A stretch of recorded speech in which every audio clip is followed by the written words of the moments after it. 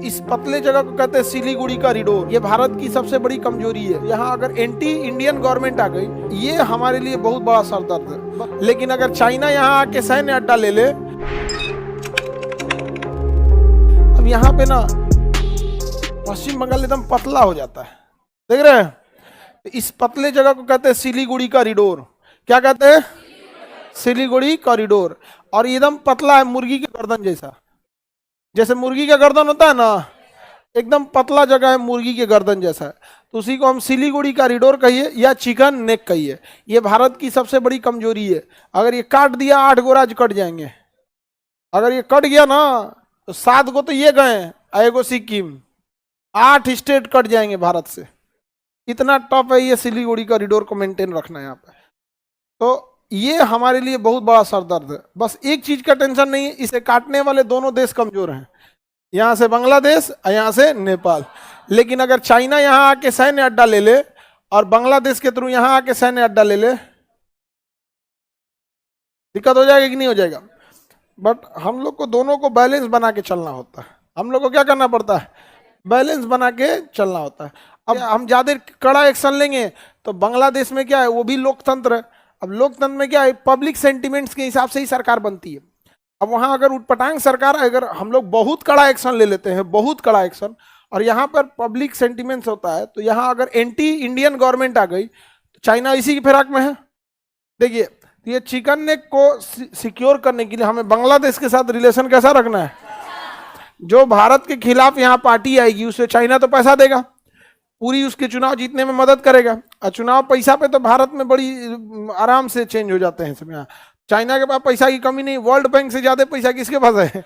China के पास है। दे देगा, कहेगा बांट दो यहाँ पे। समझ में आएगी नहीं आ गया? और हमारे देश की मीडिया को ये सब तो पता नहीं चलता है। हमारे देश में मीडिया इस आधार पे रखा जाता है कि सुंदर है कि नहीं देखने में। दिमाग नहीं रहना चाहिए, चलेगा, कोई दिक्कत नहीं, दिखने में क्या रहना चाहिए? ठीक ठाक मेकअप पोत क्या, नमस्कार करे बढ़िया से। आज हम आपको बताते हैं, हाँ अब कुछ बताना चालू कर देंगे सब यहाँ पे। उसको क्या समझ में आ रहा है? हम रोहिंग्या एक जाति है, यहाँ से बांग्लादेश, म्यांमार भगा दिया, कहा कि ये बांग्लादेश से आया है। अब उन सबको, और दिल्ली तक चल गया है। कहाँ चल गया है? दिल्ली तक। 2017 में बहुत भीषण मामला हुआ था, पूरी इंडिया दुनिया तबाह थी।